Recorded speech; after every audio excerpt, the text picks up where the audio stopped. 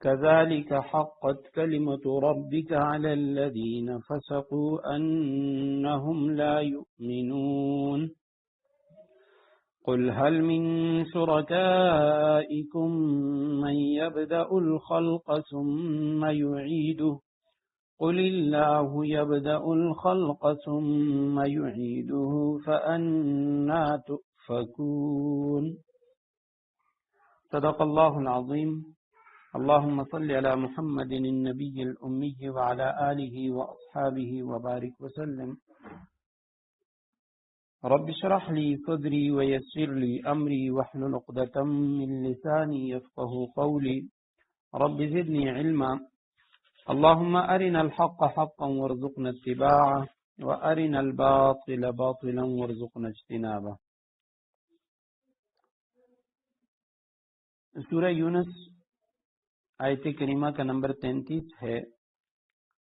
كذلك حقت كلمة ربك على الذين فسقوا أنهم لا يؤمنون. اسی طرح جن لوگوں نے نافرمانی کا شیوہ اپنا لیا ہے، حقت کلمت ربک، ان کے بارے میں اللہ کی یہ بات سچی ہو گئی ہے، انہم لا یؤمنون، کہ وہ ایمان نہیں لائیں گے.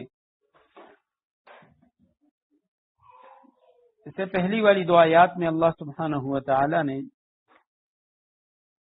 اپنی وحدانیت توحید کے دلائل کا ذکر کیا تھا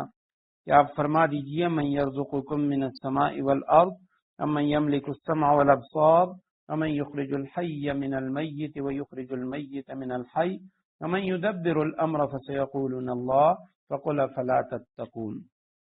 اے پیغمبر ان مشرکوں سے کہو کہ من یرزقکم من السماء والارض، کون ہے جو تمہیں آسمان اور زمین سے رزق پہنچاتا ہے. اصل انسان کی جسم کی جو خوراک ہے وہ زمین سے پیدا ہوتی ہے، لیکن تمام جتنی بھی سبزیاں ہیں، جتنے بھی فروٹ ہیں، جتنے بھی دیگر اناج ہیں، تو ان سب کے لیے اللہ سبحانہ و تعالی نے ان کی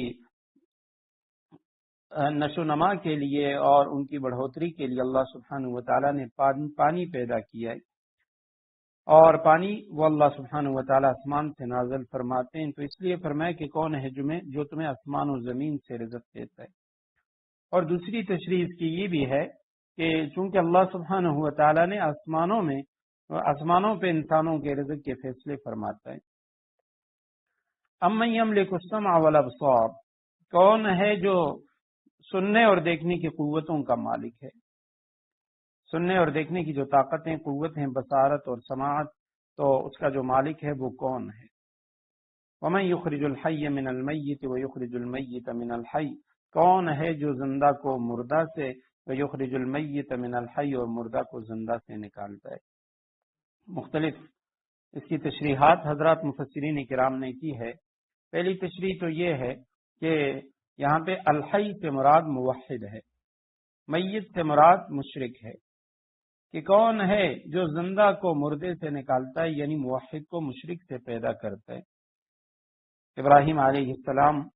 کو اللہ سبحانہ و تعالی، اللہ کے جلیل القدر نبی اور پیغمبر، لیکن اس کے والد وہ مشرک تھے. وَيُخْرِجُ الْمَيِّتَ مِنَ الْحَيِّ،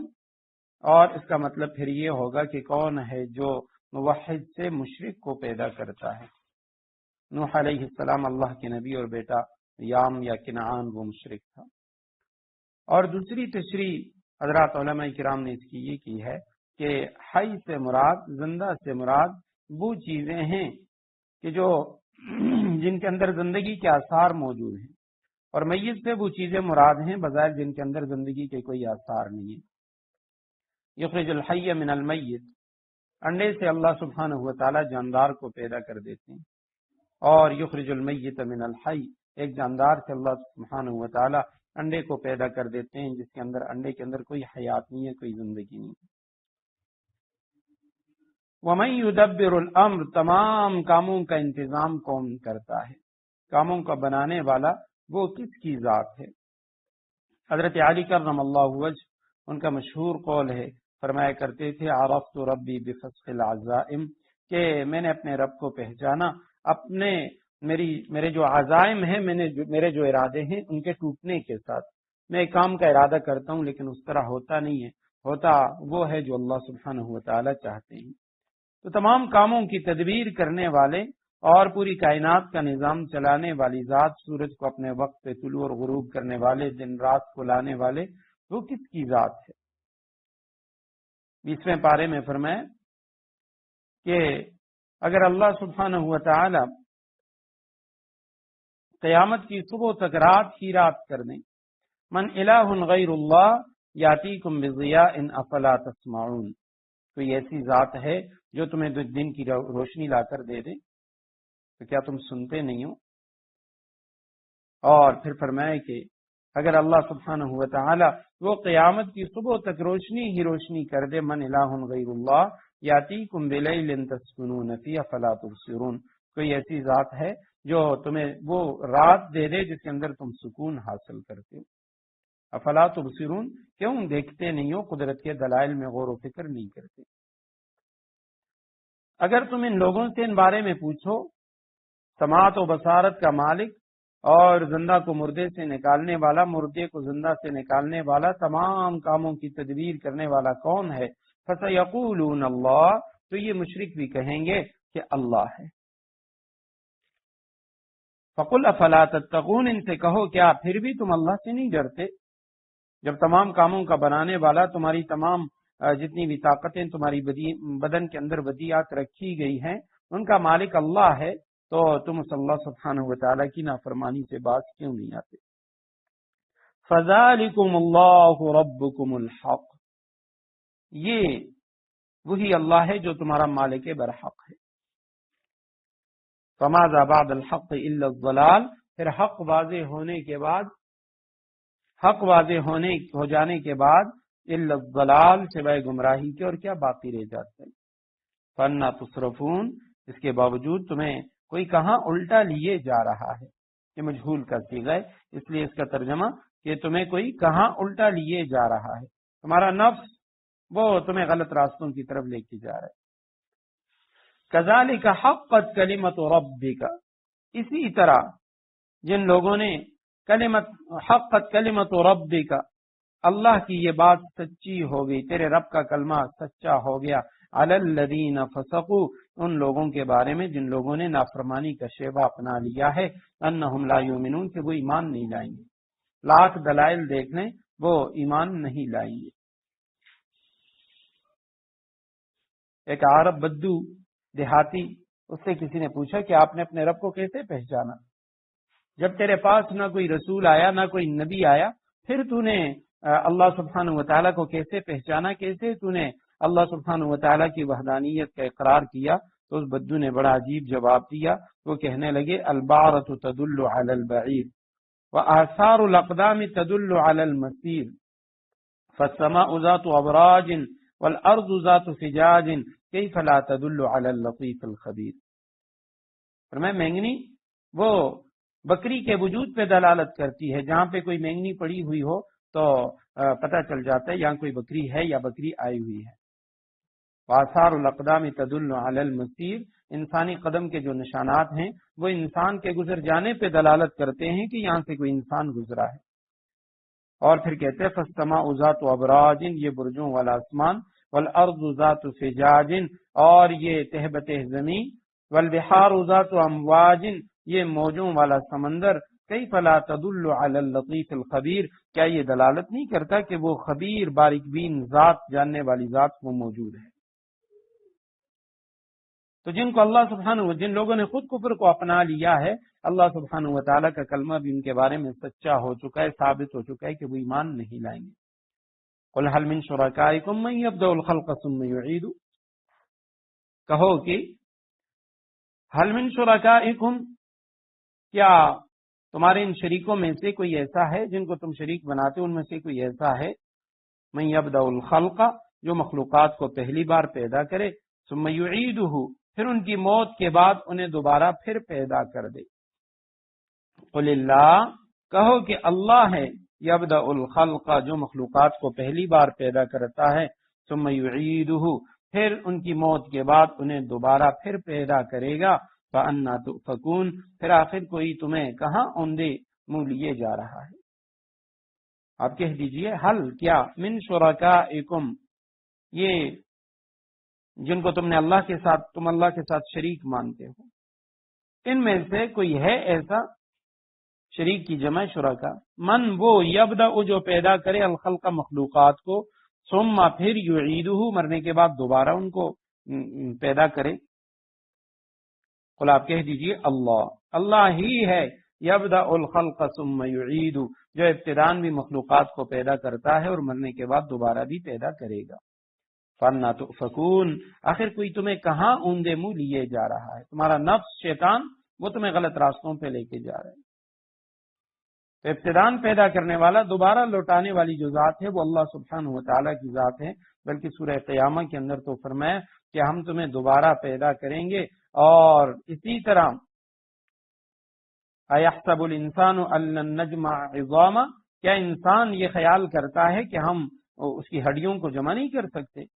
دوبارہ اس کی ہڈیوں کو بوسیدہ ہو جانے کے بعد، ختم ہو جانے کے بعد دوبارہ نہیں بنا سکتے۔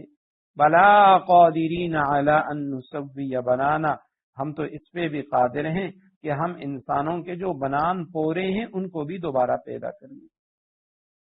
اب خاص طور پہ قرآن نے پوروں کا ذکر کیا ہے،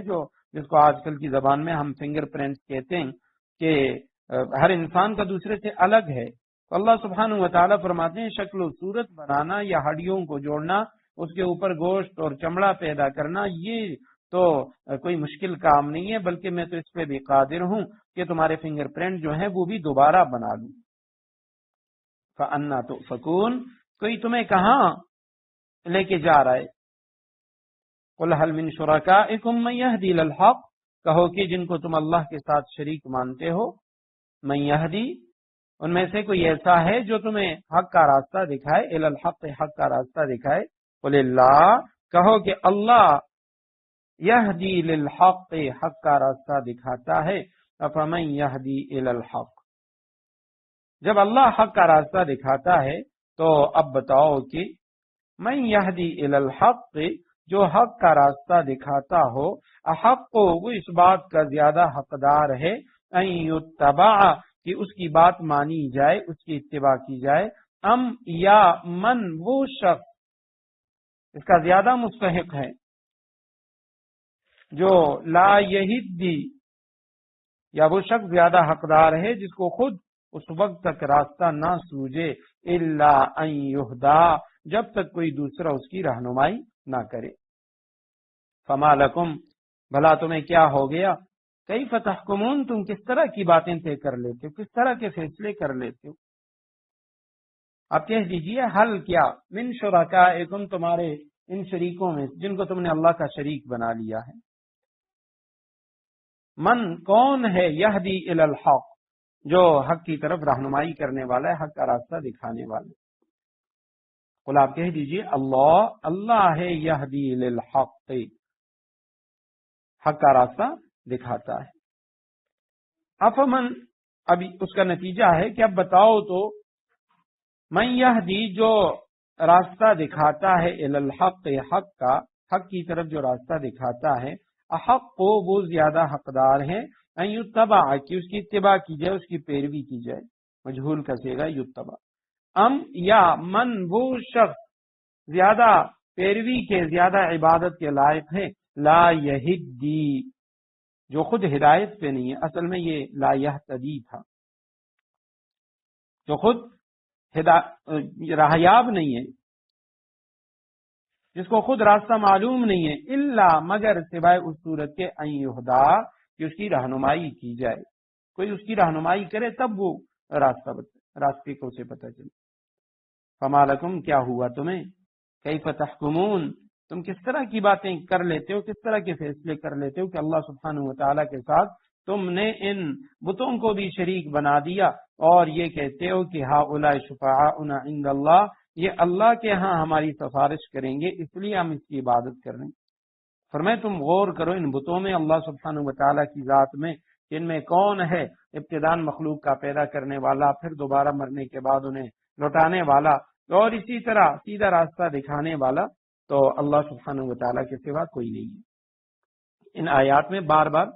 بتوں کے ساتھ اللہ سبحانہ و تعالیٰ کا تذکرہ آ رہا ہے۔ قل اللہ، قل اللہ، اس کی وجہ یہی ہے کہ وہ اللہ سبحانہ و تعالیٰ کو رب مانتے تھے، خالق مانتے تھے، لیکن جیسے اوپر آیت نمبر 31 میں ہے فَسَيَقُولُونَ اللَّهُ، یہ کہیں گے کہ آسمان و زمین سے رزق دینے والا، سماعت و بصارت کا مالک، یہ تمام کاموں کا انتظام کرنے والا اللہ ہے۔ تو اس لیے فرمائے کہ تم کہو کہ یہ جو کام ہے ہدایت دینے والی ذات وہ بھی اللہ سبحانہ و تعالیٰ کی ذات ہے، یہ تمہارے بت نہیں ہے۔ وما يتبع اکثرهم الا الظن ان الظن لا يغني من الحق شيئا ان اللہ علیم بما يفعلون۔ اور حقیقت یہ ہے وما يتبع اکثرهم، ان مشرکین میں سے اکثر لوگ وہ پیچھے نہیں چلتے، اتباع نہیں کرتے، الا ظنا، مگر صرف وہمی اندازے کی، وہمی اندازوں کی پیروی کرتے ہیں، اس کی اتباع کرتے ہیں۔ ان الظن، اور یقینی بات ہے کہ وہمی اندازے لا یغنی من الحق شیئا، حق کے معاملے میں کچھ بھی کام نہیں دے سکتے۔ ان اللہ علیم بما یفعلون، یقین جانو جو کچھ یہ لوگ کر رہے ہیں اللہ سبحانہ و تعالی اس کا پورا پورا علم رکھتا ہے۔ ما یتبع یہ نفی ہے، یہ پیروی نہیں کرتے، اکثرهم، ان کے اکثر لوگ، الا مگر، ظنن، تخمینوں کے، اندازوں کے، وہمی خیالات کے، اور ان الظن، یہ جو وہمی اندازے ہیں، لا یغنی، وہ بے پرواہ نہیں کر سکتے، من الحق، حق سے، وہ حق سے آپ کو مستغنی نہیں کر سکتے، حق کے معاملے میں وہ کچھ بھی کام نہیں دے سکتے۔ ان اللہ علیم بما یفعلون، اللہ سبحانہ و تعالیٰ کو پورا پورا علم ہے جو کچھ یہ لوگ کر رہے ہیں۔ وما كان هذا القرآن ان يفترى من دون اللہ، یہ قرآن ایسا نہیں ہے کہ اسے کسی نے اپنی طرف سے گڑھ لیا، ولكن تصدیق الذی بین یدیہ، بلکہ یہ قرآن تصدیق الذی بین یدیہ، وہی کی ان باتوں کی تصدیق کرتا ہے جو اس سے پہلے بین یدیہ، اس سے پہلے آ چکی ہیں، وتفصیل الکتاب، اور اللہ نے جو باتیں لوح محفوظ میں لکھ رکھی ہیں ان کی تفصیل بیان کرتا ہے۔ لا ریب فیہ، اس میں ذرا بھی شک کی گنجائش نہیں ہے، من رب العالمین، یہ اس ذات کی طرف سے ہے جو تمام جہانوں کی پرورش کرتا ہے۔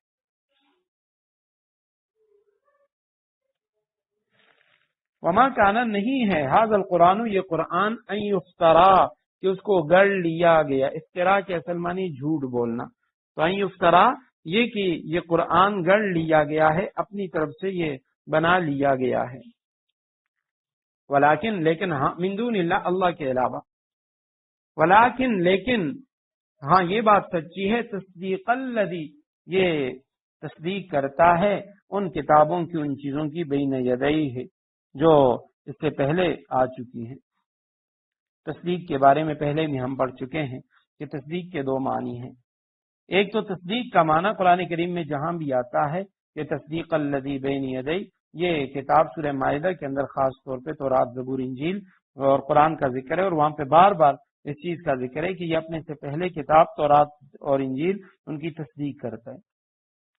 تو تصدیق کا ایک معنی تو یہ ہے کہ یہ ان کتابوں کو سچ بتاتا ہے کہ تورات، انجیل، زبور یہ اللہ کی کتابیں ہیں، اس کی جو اصل تعلیمات ہیں جس کے اندر تحریف نہیں ہوئی تو وہ اللہ سبحانہ و تعالیٰ کی طرف سے ہیں۔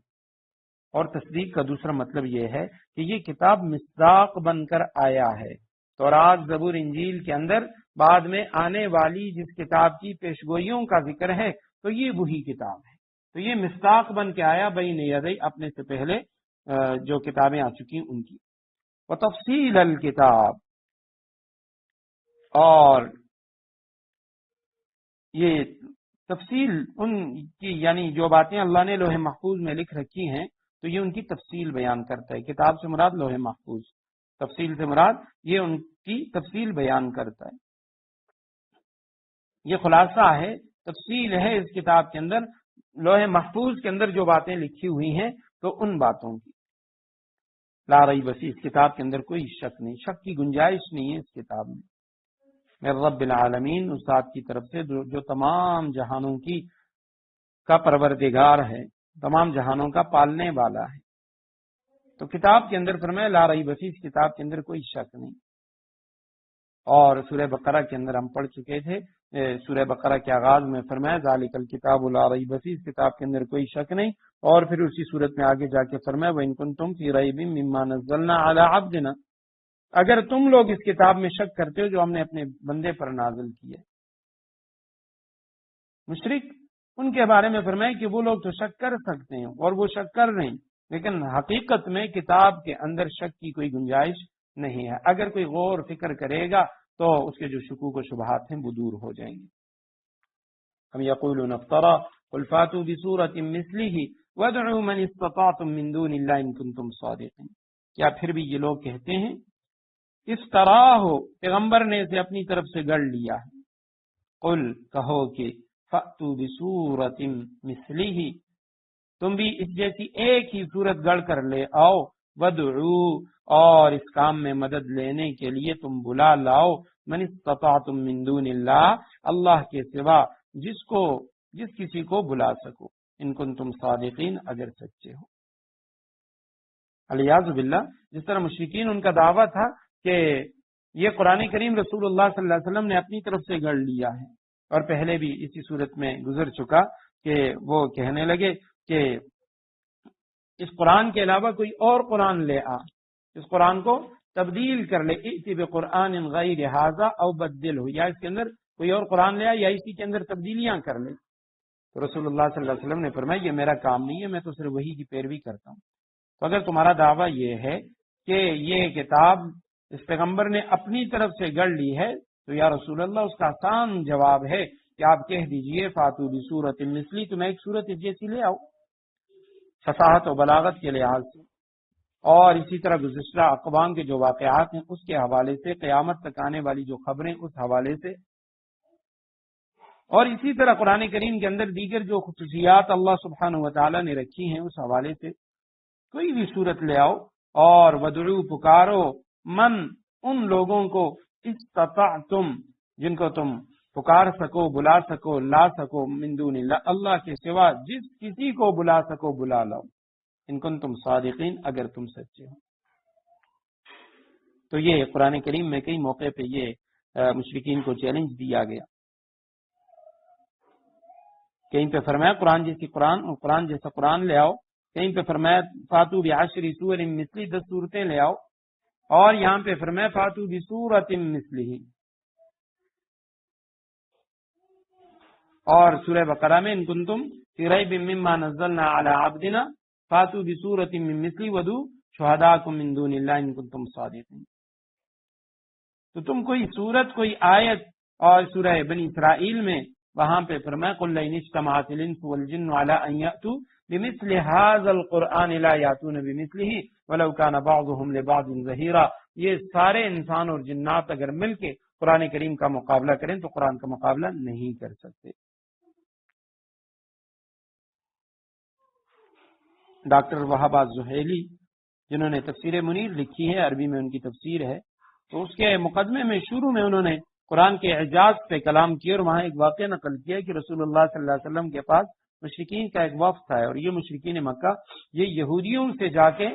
اعتراضات، سوالات اور اشکالات لے کے رسول اللہ صلی اللہ علیہ وسلم کے سامنے پیش کیا کرتے تھے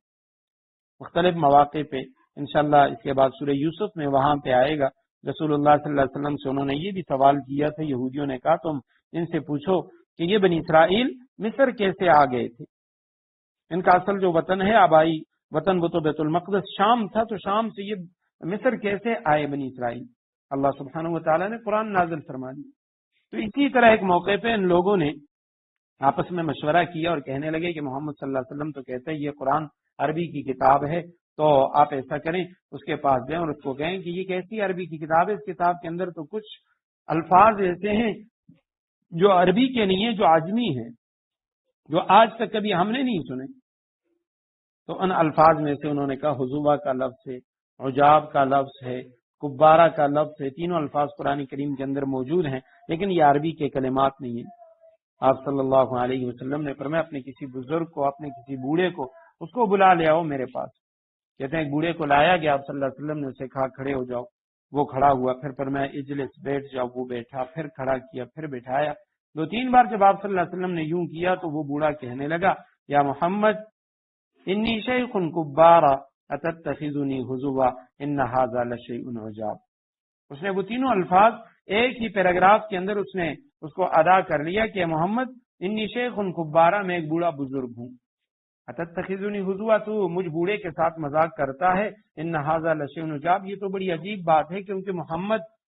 करीम सल्लल्लाहु अलैहि वसल्लम की शान तो यह है कि वो बच्चों और नौजवानों के साथ भी मजाक नहीं करते, तो तुम मुझ बूढ़े के साथ क्यों मजाक कर रहे हो?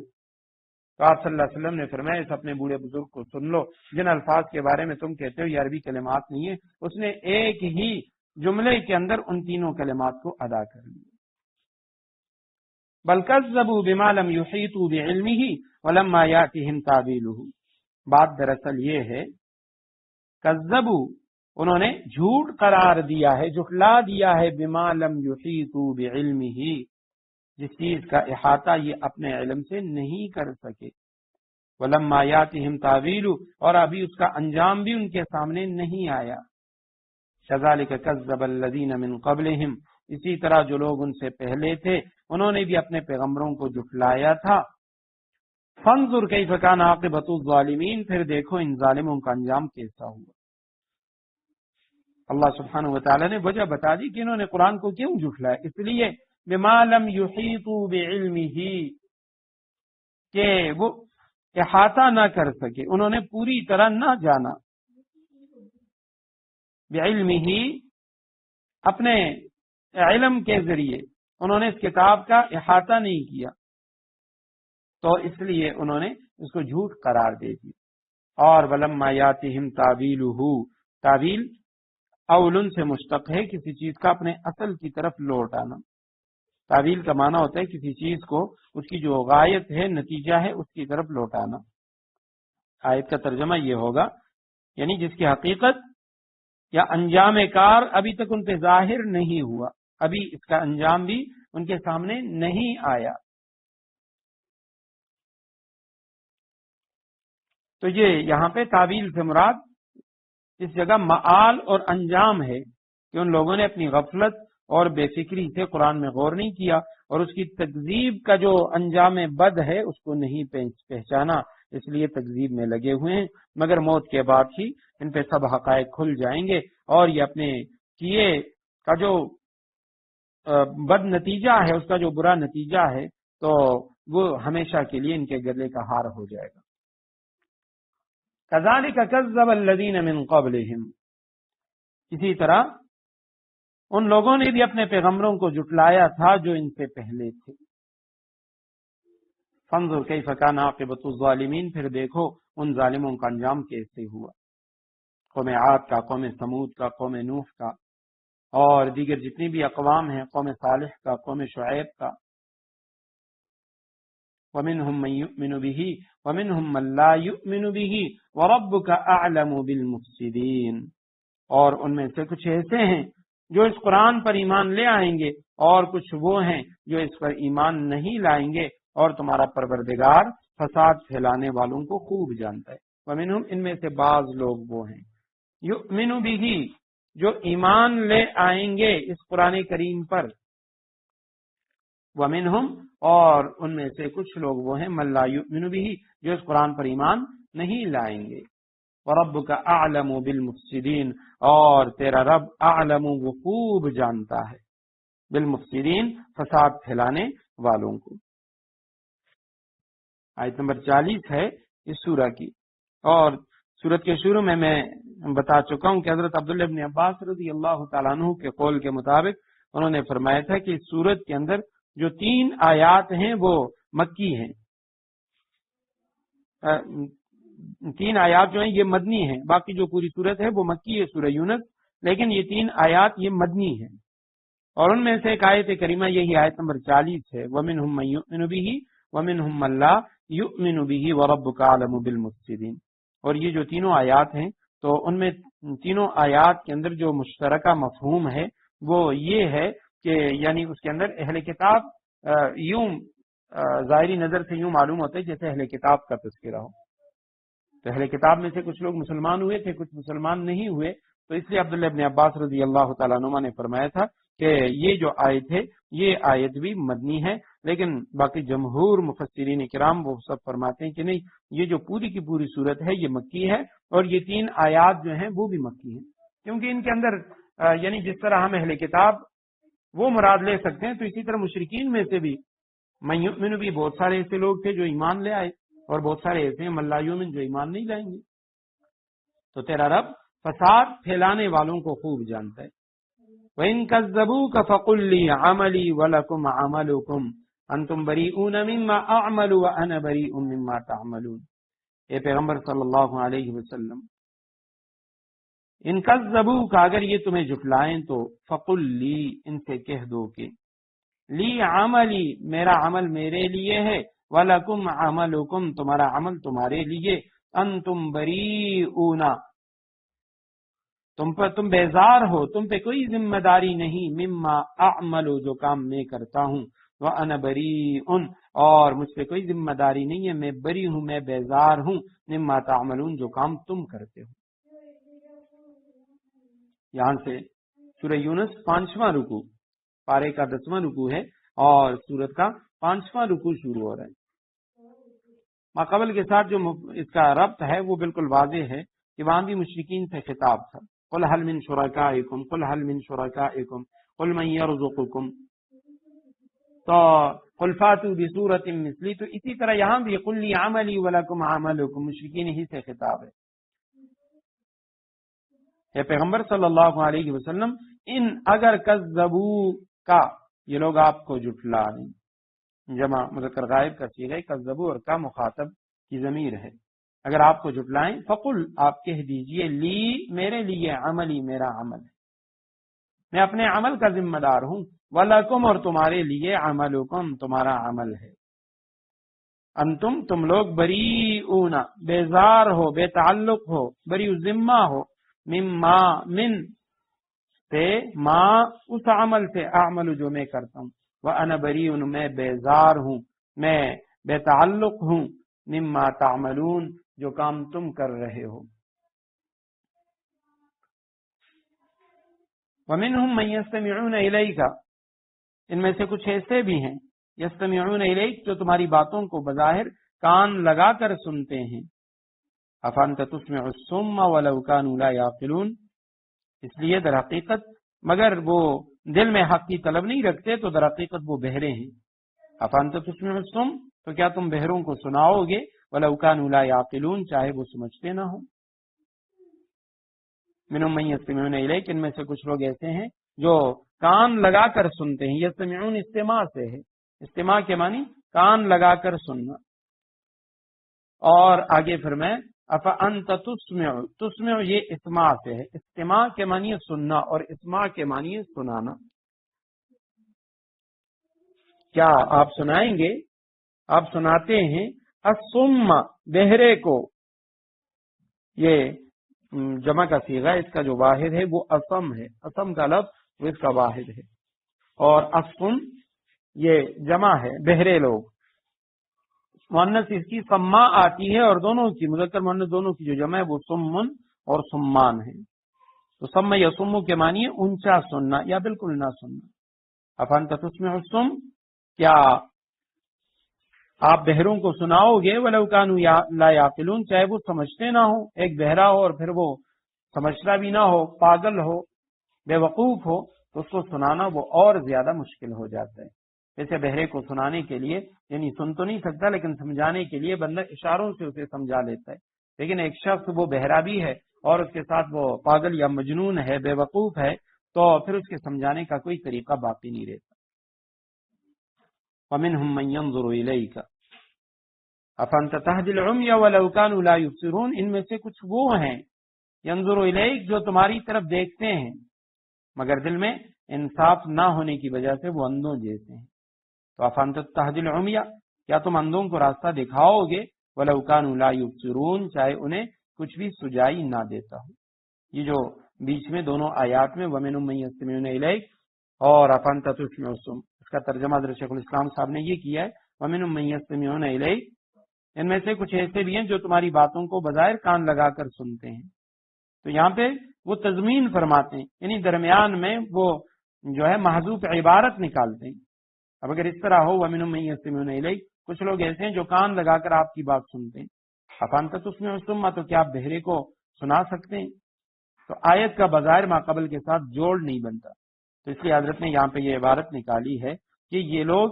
بظاہر تو باتوں کو کان لگا کر سنتے ہیں لیکن دل میں حق کی طلب نہیں رکھتے، تو اس لیے در حقیقت یہ بہرے ہیں، گویا کہ انہوں نے سنا ہی نہیں۔ اور أَفَأَنْتَ تُسْمِعُ الصُّمَّ، تو کیا تم بہروں کو سناؤ گے وَلَوْ كَانُوا لَا يَعْقِلُونَ، چاہے وہ سمجھتے نہ ہو۔ اسی طرح وَمِنْهُم مَن يَنظُرُ إِلَيْكَ، ان میں سے کچھ وہ ہیں جو تمہاری طرف دیکھتے ہیں لیکن دل میں انصاف نہ ہونے کی وجہ سے وہ اندھوں جیسے ہیں، ان کا دیکھنا نہ دیکھنا برابر ہے۔ أَفَأَنْتَ تَهْدِي الْعُمْيَ، تو کیا تم اندھوں کو راستہ دکھاؤ گے جو بظاہر اندھوں کی طرح ہیں، وَلَوْ كَانُوا لَا يُبْصِرُونَ، چاہے انہیں کچھ بھی سجائی نہ دیتا ہو، انہیں کچھ سمجھ بھی نہ آتا ہو، ایسے اندھے ہوں تو ان اندھوں کو آپ کیا راستہ دکھائیں گے؟ تو العم اندھے کو کہا جاتا ہے، اعما کی جمع ہے، عبس وتولی ان جاءہ الاعمی، عمی یا یعما کے معنی اندھا ہونا، اور لا یبصرون وہ دیکھتے بھی نہ ہوں۔ ان اللہ لا یظلم الناس شیئا ولکن الناس انفسهم یظلمون، حقیقت یہ ہے اللہ لوگوں پر ذرا بھی ظلم نہیں کرتا، ولیکن الناس انفسهم یظلمون، لیکن انسان ہیں جو خود اپنی جانوں پہ ظلم کرتے ہیں۔ اللہ سبحانہ و تعالی ظالم نہیں ہے، انسان وہ اپنے اوپر ظلم کرتا ہے۔ اللہ سبحانہ و تعالی نے اسے حواس خمسہ عطا کیے، اس کے اوپر اللہ نے عقل دیا ہے کہ جہاں حواس خمسہ وہ کام نہیں کرتے تو وہاں سے آگے عقل وہ کام کرنا شروع کر دیتا ہے، اور پھر عقل سے آگے اللہ سبحانہ و تعالی نے انسانوں کی طرف وحی کا بھی انتظام کیا، انبیاء کرام کو بھی بھیجے کہ جہاں تمہاری عقل کام چھوڑ دے وہاں سے آگے تم وحی کی پیروی کرو، اتباع کرو۔ لیکن اس کے باوجود فرمایا اگر کوئی شخص گمراہ ہوتا ہے تو وہ خود اپنے اوپر ظلم کرتا ہے۔ اور ایک مقام پہ فرمایا ما یفعل اللہ بعذابکم ان شکرتم وآمنتم وکان اللہ شاکرا علیما، اللہ تم پہ ظلم کیوں کرے گا؟ ما یفعل اللہ بعذابکم، تمہیں عذاب دینے پہ اللہ راضی نہیں ہے، تمہیں عذاب دے کے اللہ سبحانہ و تعالیٰ کو کیا فائدہ ہوگا؟ لیکن فرمایا ان شکرتم وآمنتم، اگر اللہ کے شکر گزار بندے بن جاؤ اور جن چیزوں پہ ایمان لانا ضروری ہے ان پہ ایمان لے آؤ، کان اللہ شاکرا علیما، اللہ سبحانہ و تعالیٰ تو بڑے قدردان ہیں اور جاننے والے ہیں، کسی کا کوئی عمل ضائع نہیں ہو سکتا۔ وَيَوْمَ يَحْشُرُهُمْ، جس دن اللہ ان کو میدان حشر میں اکٹھا کرے گا، جمع کرے گا، كَأَن لَّمْ يَلْبَثُوا، تو انہیں پتا چلے گا لم یلبسو کہ وہ نہیں ٹھہرے، وہ نہیں رہے، ایک الا ساعتن مگر دن کی ایک گھڑی، من النہار دن کی ایک گھڑی، یتعارفون بینہم واپس میں ایک دوسرے کو پہچانتے ہوں گے۔ قد خسر الذین کذبوا بلقاء اللہ، حقیقت یہ ہے ان لوگوں نے بڑے گھاٹے کا سودا کیا ہے جنہوں نے اللہ سبحانہ و تعالیٰ کی آخرت میں اللہ سے آخرت میں جا ملنے کو جھٹلایا ہے، وما كانوا مهتدین، جو راہ راست پر نہیں آئے۔ وَيَوْمَ يَحْشُرُ، جس دن وہ اللہ سبحانہ و تعالی جمع کرے گا ہم ان لوگوں کو، مشرکین کو، کأن گویا کہ لم یلبسو وہ نہیں ٹھہرے، وہ نہیں رہے، الا مگر ساعتن ایک گھڑی، من النہار دن کی ایک گھڑی، وہ دنیا میں یا قبر میں ٹھہرے۔ دو طرح کی اس کی تفسیریں، دنیا کی زندگی انہیں جب آخرت میں اٹھایا جائے گا انہیں یوں لگے گا کہ دنیا کی زندگی بس ایک گھڑی تھی، الا عشیۃً او ضحاھا، یا قبر کے بارے میں جب قبروں سے ان کو اٹھایا جائے گا تو قبر کی زندگی انہیں وہ ایک گھڑی معلوم ہوگی۔ حالانکہ کتنا عرصہ گزر گیا، جو لوگ پہلے سے آدم علیہ السلام کے دور سے، رسول اللہ صلی اللہ علیہ وسلم کے دور سے، یا آج فوت ہوئے اب قیامت کے دن اٹھیں گے تو لمبا چوڑا عرصہ ان پہ گزرا، لیکن پھر بھی وہ کہیں گے کہ یہ دن کی ایک گھڑی سے زیادہ کچھ نہیں ہے۔ یتعارفون بینہم، آپس میں ایک دوسرے کو پہچانیں گے، جو آگے پہلے فوت ہوئے ہیں، جو بعد میں فوت ہوئے ہیں۔ تو قیامت کے دن جب مردے یہ قبروں سے اٹھائے جائیں گے تو ایک دوسرے کو پہچانیں گے، جیسے یعنی کوئی طویل مدت ملے ہوئے نہ گزری ہو۔ امام بغوی رحمہ اللہ وہ اس کی تفسیر میں فرماتے ہیں کہ یہ پہچان شروع میں ہوگی، شروع میں یہ ایک دوسرے کو پہچانیں گے، بعد میں قیامت کے ہولناک واقعات جب سامنے آ جائیں گے تو یہ ان کی پہچان منقطع ہو جائے گی، ختم ہو جائے گی۔ جیسے دوسری آیات سے پتہ چلتا ہے کہ ایک دوسرے کا انکار کریں گے، ایک دوسرے کو نہیں پہچانیں گے۔ تو امام بغوی رحمہ اللہ نے تو یہ تفسیر کی کہ شروع میں پہچانیں گے، بعد میں قیامت کے دن کے جو ہولناک واقعات و مناظر ہوں گے اس وجہ سے یہ ان کی پہچان ختم ہو جائے گی۔ اور بعض روایات سے یہ پتہ چلتا ہے کہ پہچان تو پھر بھی رہے گی، ایک دوسرے کو پہچانیں گے، لیکن اللہ سبحانہ و تعالی کے سامنے حاضری کی جو ہیبت ہے اور قیامت کے جو ہولناک مناظر ہیں اس کی وجہ سے یہ ایک دوسرے سے بات نہ کر سکیں گے، یعنی تجاہل عارفانہ برتیں گے، پہچانتے ہوئے بھی ایک دوسرے سے بالکل یہ انجان ہو جائیں گے۔ قد خسر الذین کذبوا بلقاء اللہ، حقیقت یہ ہے ان لوگوں نے بڑے گھاٹے کا سودا کیا، نقصان کا سودا کیا، کذبوا بلقاء اللہ، جنہوں نے اللہ سبحانہ و تعالیٰ کے ساتھ آخرت میں جا ملنے کو جھٹلایا ہے، وما كانوا مہتدین، اور جو راہ راست پہ نہیں آئے۔ فإما نرينك الذي نعدهم أو نتوفينك فإلينا مرجعهم ثم الله الشهيد على ما يفعلون۔ اے پیغمبر صلی اللہ علیہ وسلم، اما نرینک، اگر ہم آپ کو دکھا دیں، ہم تمہیں تمہاری زندگی میں دکھا دیں، بعض الذی، بعض وہ باتیں، بعض وہ چیزیں، نعدهم، جن باتوں کی ہم نے ان کافروں کو دھمکی دی ہے، جن کی ہم نے وعید سنائی ہے ان کو، او نتوفینک، یا اس سے پہلے تمہاری روح قبض کر لیں، فإلینا مرجعهم، بہر صورت ان کو ہماری طرف ہی لوٹنا ہے، ثم اللہ شہید علی ما یفعلون، پھر یہ تو ظاہر ہی ہے کہ جو کچھ یہ کرتے ہیں اللہ اس کا پورا پورا مشاہدہ کر رہا ہے، لہذا وہاں ان کو سزا دے گا۔ وَإِمَّا، اور اگر نُرِيَنَّكَ، نُرِيَنَّ جمع متکلم کا صیغہ نون ثقیلہ ہے اس کے آخر میں، نُرِيَنَّ اصل میں ہم دکھا دیں آپ کو، کا ضمیر ہے، آپ کو دکھا دیں، بعض الذی، بعض وہ باتیں یا بعض وہ فیصلے، نعدهم، جن کا ہم نے ان سے وعدہ کیا ہے، جو ہم نے عذاب کا وعدہ کیا ہے ان کے ساتھ، یا جو ہم نے ان کو دھمکی دی ہے، او یا نتوفینک، ہم تیری زندگی میں اس کو پوری کر دیں، یا آپ کو یعنی تمہاری جو روح ہے وہ ہم قبض کر لیں، فإلینا مرجعهم، تو ان کا لوٹنا ہے ہماری طرف، ثم اللہ، پھر اللہ سبحانہ و تعالی شہید، کافی ہے گواہ، علی ما یفعلون، جو کچھ یہ کرتے رہے ہیں۔ آپ کی زندگی میں ان کو سزا دے دیں، یا آپ دنیا سے چلے جائیں اور پھر ہمارے پاس ہی آ جائیں، اس وقت ان کو سزا، یعنی اللہ سبحانہ و تعالیٰ ان کے حال سے واقف ہے، وہ ان پر گواہ کافی ہے، اللہ سبحانہ و تعالیٰ ان کو سزا دے گا دنیا میں بھی اور آخرت میں بھی، آپ کی آنکھوں کے سامنے یا آپ کے دنیا سے چلے جانے کے بعد۔ وَلِكُلِّ أُمَّةٍ الرَّسُولٌ، ہر امت کے لیے ایک رسول بھیجا گیا ہے، فَإِذَا جَاءَ رَسُولُهُمْ، پھر جب ان کا رسول آ جاتا ہے، قُضِيَ بَيْنَهُمْ بِالْقِسْطِ، تو ان کا فیصلہ پورے انصاف سے کیا جاتا ہے، وَهُمْ لَا يُظْلَمُونَ، اور ان پر ظلم نہیں کیا جاتا۔ لِكُلِّ أُمَّةٍ، ہر گروہ کے لیے، ہر امت کے لیے، رسول، ایک خاص رسول ہے۔ فَإِذَا جَاءَ رَسُولُهُمْ، جب ان کا رسول آ جاتا ہے، اللہ کا پیغام ان کے پاس لے آتا ہے، قُضِيَ بَيْنَهُمْ بِالْقِسْطِ، تو ان کا فیصلہ پورے انصاف سے کیا جاتا ہے، یعنی ان میں سے جو ماننے والے ہوتے ہیں وہ تو ایمان قبول کر لیتے ہیں، اور جو ماننے والے نہیں ہوتے تو اللہ سبحانہ و تعالیٰ ان کے متعلق عذاب کا فیصلہ فرما دیتے ہیں، لیکن عذاب میں بھی بالقسط، انصاف کے ساتھ، اللہ سبحانہ و تعالیٰ اس میں بھی ظلم زیادتی نہیں کرتے۔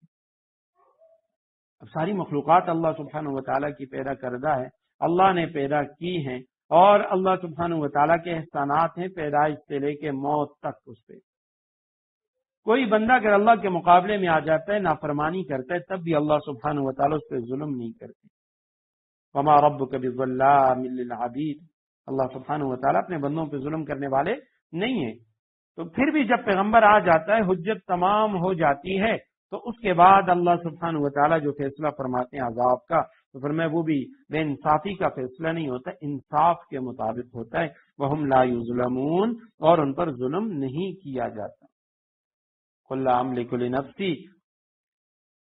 ضرا ولا نفعا الا ما شاء اللہ وَيَقُولُونَ مَتَى هَذَا الْوَعْدُ إِن كُنتُمْ صَادِقِينَ۔ یہ کافر لوگ مسلمانوں سے مذاق اڑانے کے لیے کہتے ہیں مَتَى هَذَا الْوَعْدُ، یہ وعدہ کب پورا ہوگا، ان کنتم صادقین، اگر تم سچے ہو۔ تم سچے ہو تو اللہ کی طرف سے جو عذاب آئے گا تو اس کا فیصلہ کب ہوگا، کب ہی اللہ سبحانہ و تعالیٰ کی طرف سے عذاب آئے گا۔ مذاق اڑاتے ہیں اللہ سبحانہ و تعالیٰ کی اس وعید کا، اللہ کی طرف سے عذاب۔ تو آپ جواب دے دیجئے لا املک لنفسی ضرا ولا نفعا۔ رسول اللہ صلی اللہ علیہ وسلم اپنی عاجزی بیان کر رہے ہیں، تواضع بیان کر رہے ہیں کہ پیغمبر آپ کہہ دیجئے لا املک لنفسی، میں خود اپنی ذات کو بھی، اپنے ذات کے لیے بھی مالک نہیں ہوں، ضرا ولا نفعا، کوئی نقصان پہنچانے کا نہ فائدہ پہنچانے کا۔ میں تو خود اپنی ذات کو بھی نہ کوئی نقصان پہنچانے کا اختیار رکھتا ہوں نہ فائدہ پہنچانے کا، الا ما شاء اللہ، مگر جتنا اللہ چاہے، بس اسی بقدر مجھے فائدہ بھی پہنچتا ہے، مجھے نقصان بھی پہنچتا ہے۔ لکل امت اجل، ہر امت کا ایک وقت مقرر ہے۔ اذا جاء اجلهم، چنانچہ جب ان کا وہ وقت آ جاتا ہے، وقت مقرر، فلا یستأخرون ساعتا، تو وہ اس سے نہ ایک گھڑی پیچھے جا سکتے ہیں، ولا یستقدمون، نہ ایک گھڑی آگے آ سکتے ہیں۔ میں مالک نہیں ہوں، میں اختیار نہیں رکھتا لنفسی، اپنی ذات کے لیے، اپنے آپ کے لیے، ذرن کسی نقصان کا، ولا نفعن، اور نہ کسی نفع کا، میں اس کا مالک نہیں ہوں۔ مجھے اگر کوئی نقصان پہنچتا ہے وہ بھی اللہ کی طرف سے، فائدہ پہنچتا ہے وہ بھی اللہ کی طرف سے، الا مگر ماشاء اللہ، جتنا اللہ چاہے اسی بقدر مجھے نفع نقصان ملتا ہے۔ لکل امت اجل، ہر امت کا ایک وقت مقرر ہے۔ اجل وقت مقرر کو کہا جاتا ہے، نیٹے کو کہا جاتا ہے، مقررہ میعاد کو کہا جاتا ہے۔ اذا جاء، جب آئے گا، اجلہم، ان کا وہ وقت مقرر، تو فلا یستأخرون ساعتا ولا یستقدمون، لا یستأخرون، وہ دیر نہیں کر سکتے، ساعتا ایک گھڑی، ولا یستقدمون، نہ وہ آگے بڑھ سکتے ہیں۔ ان کے مقررہ وقت سے موت وہ آگے پیچھے نہیں ہوتی، جس وقت ان کی موت آ چکی ہے اسی وقت اللہ سبحانہ و تعالیٰ کی طرف سے ان کا جو مقررہ وقت ہے اسی پہ ان کو موت آئے گی، چاہے کتنی ان پہ سختیاں آ جائیں، بیماریاں آ جائیں، کیا کچھ ہو جائے، لیکن جو مقررہ وقت ہے موت اسی وقت آئے گی، اس سے آگے پیچھے نہیں ہو سکتی۔ بہت سارے واقعات ہیں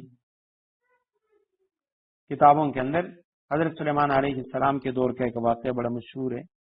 اسی طرح دیگر کئی واقعات، بلکہ بعض ایسے واقعات ہوتے ہیں جو ہمارے مشاہدے میں آ جاتے ہیں، ہماری زندگی میں ہم ان واقعات کو سن لیتے ہیں کہ کس طریقے سے اللہ سبحانہ و تعالیٰ موت کے منہ سے نکال دیتے ہیں، اور پھر اچانک جب وقت مقرر آتا ہے تو موت کے لیے کوئی چھوٹا سا بہانہ بن جاتا ہے۔ 2005 کے زلزلے میں ایک شخص کے بارے میں آیا کہ وہ کئی دن تک مکان کے نیچے وہ آ چکا ہے، دبا ہوا، 2-3 دنوں کے بعد اس کو نکالا گیا، لیکن وہ زندہ تھا، اور اس کے بعد اس کو ایبٹ آباد ایوب میڈیکل کمپلیکس، وہاں پہ وہ ایڈمٹ تھا۔ تو وہ زلزلہ کے بعد جو آفٹر شاکس آتی ہیں، اس وجہ سے جیسے ہی وہ دوبارہ زلزلہ ہوا ہے دوسرے یا تیسرے دن، تو ڈر کی وجہ سے اس نے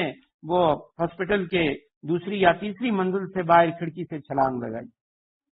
اور اتنا بڑا گراؤنڈ، وہ سب کچھ اس نے چھوڑ کے، وہ تمام لان چھوڑ کے سیدھا وہ باہر سڑک کی طرف گیا، اور سڑک کا ایک طرف سے اس نے، اب زلزلہ وہ رک چکا ہے، زلزلہ نہیں ہے، باہر گاڑیاں چل رہی ہیں، تو ایک طرف سے اس نے سڑک پار کر لی، روڈ کراس کیا، دوسری طرف سے وہ بھاگ رہا تھا تو گاڑی نے مار دی اور وہیں پہ وہ مر گیا۔ اذا جاء اجلهم لا يستأخرون ساعة ولا يستقدمون، جب ان کا مقررہ وقت آ جاتا ہے تو اسے نہ ایک گھڑی پیچھے جا سکتے ہیں نہ آگے آ سکتے ہیں۔ قل ارأيتم ان اتاكم عذابه بياتا او نهارا ماذا يستعجل منه المجرمون، آپ کہہ دیجئے ارأيتم، ذرا مجھے یہ بتاؤ، ان اتاکم عذابہ، اگر اللہ کا عذاب تم پر آ جائے، بیاتن رات کے وقت، او نہارن یا دن کے وقت، ماذا یستعجل منہ المجرمون، تو اس میں سے کون سی ایسی اشتیاق کے قابل چیز ہے جس کے جلد آنے کا یہ مجرم لوگ مطالبہ کر رہی۔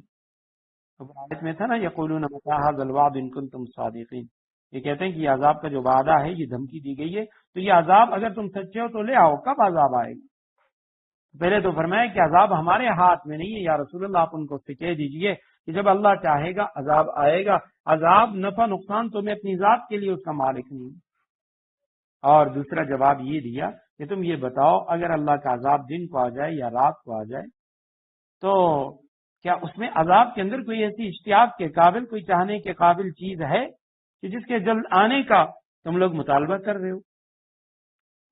ارائیتم، ذرا مجھے بتاؤ،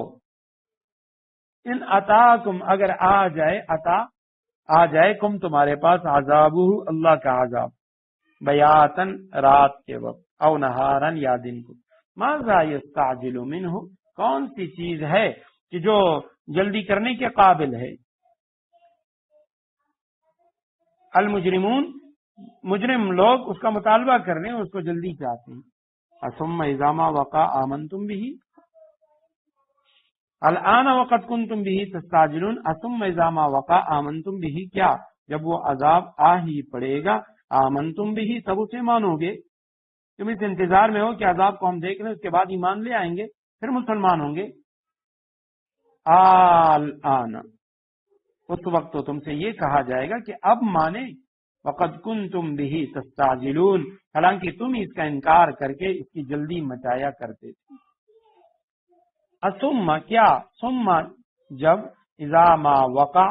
واقعہ ہو جائے، وہ عذاب آ جائے، آمنتم، تو تم ایمان لاؤ گے بھی اس پہ، تب اسے مانو گے، اللہ سبحانہ و تعالیٰ کی ذات کا اقرار کرو گے۔ الان، اب،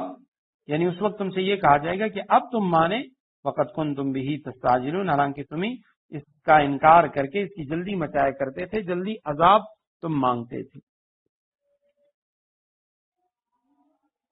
تو یہ یعنی اس بارے میں ہے کہ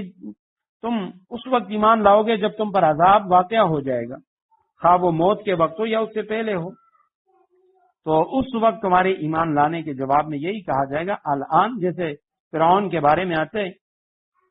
کہ جب وہ غرق ہو رہا تھا تو اس وقت وہ کہنے لگا آمنت انہ لا الہ الا الذی آمنت بہ بنو اسرائیل، یا دوسرے مقام پہ آتا ہے کہ وہ کہنے لگا آمنت برب فرعون آمنت برب موسیٰ و ہارون، کہ میں موسیٰ اور ہارون کے رب پہ ایمان لے آئی۔ تو اس وقت اس کو جواب دیا گیا الان وقد عصیت قبل وکنت من المفسدین، کہ اس وقت کا جو ایمان ہے یہ اب قابل قبول نہیں ہے۔ رسول اللہ صلی اللہ علیہ وسلم نے فرمایا ان اللہ تعالی یقبل توبۃ العبد ما لم یغرغر، اللہ سبحانہ و تعالی بندے کی توبہ قبول کرتا ہے جب تک غرغرہ، موت کا جو غرغرہ ہے اس میں گرفتار نہ ہو جائے، یعنی غرغرے کے وقت اس وقت کا ایمان، اس وقت کی جو توبہ ہے اس کا کوئی اعتبار نہیں۔ تو جب عذاب آ جائے اس کے بعد تمہاری توبہ قبول نہیں ہوگی۔ اور یہاں یعنی اس کے اندر اشارہ ہے کہ عذاب کے واقع ہونے کے بعد توبہ وہ قبول نہیں کیا جاتا۔ اسی صورت میں سورہ یونس میں حضرت یونس علیہ السلام کی قوم کا توبہ، اس کا ذکر آئے گا۔ اللہ سبحانہ و تعالیٰ نے ان کی توبہ کو قبول کیا تھا، تو وہ اسی ضابطے کے ماتحت تھے کہ انہوں نے عذاب کو، یعنی اس پہ عذاب واقع نہیں ہوا تھا لیکن دور سے عذاب آتا ہوا دیکھ کر انہوں نے سچے دل سے الہا و زاری کے ساتھ توبہ کر لی، تو اللہ سبحانہ و تعالیٰ نے ان کے عذاب کو ہٹا لیا۔ اگر ان پہ عذاب واقع ہو جاتا تو پھر توبہ قبول نہ ہوتی۔ ثم اذا ما وقع آمنتم به، کیا تم اس وقت ایمان لاؤ گے، آمنتم به، جب تم پر وہ عذاب واقع ہو جائے گا، وہ آ ہی پڑے گا۔ الان، اس وقت تم سے کہا جائے گا اب مانتے ہو، اب ایمان لاتے ہو، وقت کنتم به تستعجلون، حالانکہ تم اس سے انکار کر کے اس کی جلدی مچایا کرتے تھے، جلد عذاب مانگتے تھے۔ ثم قیل للذین ظلموا، پھر ظالموں سے کہا جائے گا ذوقوا عذاب الخلد، اب ہمیشہ کے عذاب کا مزہ چکھو، هل تجزون الا بما کنتم تکسبون، تمہیں کسی اور چیز کا نہیں، صرف اس بدی کا بدلہ دیا جا رہا ہے جو تم کماتے رہے۔ ثم پھر قیل، کہا جائے گا، قالا، کہا اس نے، معروف کا صیغہ، قیل مجہول کا صیغہ، کہا جائے گا للذین، ان لوگوں سے، ظلموا، جنہوں نے ظلم کیا، جو ظالم ہیں ان سے۔ اور سب سے بڑا ظلم وہ شرک ہے، ان الشرک لظلم عظیم، ان سے کہا جائے گا ذوقو چکو عذاب الخلد ہمیشہ کے عذاب کا مزہ، حل تجزون تمہیں بدلہ نہیں دیا جائے گا، الا مگر بما کنتم تکسبون اسی بدی کا بدلہ دیا جا رہا ہے جو تم کماتے رہے ہو۔ وَيَسْتَنْبِئُونَكَ حَقٌّ هُوَ قُلْ إِي وَرَبِّي إِنَّهُ لَحَقٌّ وَمَا أَنْتُمْ بِمُعْجِزِينَ۔ وَيَسْتَنْبِئُونَكَ یہ لوگ تم سے پوچھتے ہیں، آپ سے خبر طلب کرتے ہیں، نبا سے ہے، نبا خبر تین تھا اس کے اوپر طلب کے لیے آ جاتے ہیں، یستنبئونک یہ آپ سے پوچھتے ہیں، آپ سے خبر طلب کرتے ہیں، حق ہو یا یہ آخرت کا عذاب واقعی سچ ہے، آخرت میں سچ مچ عذاب ہوگا، قل کہہ دو کہ ای وربی میرے پروردگار کی قسم، انہ لحق یہ بالکل سچ ہے، فمان تم بمعجزین اور تم اللہ کو عاجز نہیں کر سکتے، اللہ سبحانہ و تعالیٰ کے عذاب سے تم بچ نہیں سکتے، اللہ سبحانہ و تعالیٰ کے عذاب سے تم بھاگ نہیں سکتے۔ بارک اللہ لی ولکم فی القرآن العظیم ونفعنی وإیاکم بالآیات والذکر الحکیم، آخر دعوانا ان الحمد للہ۔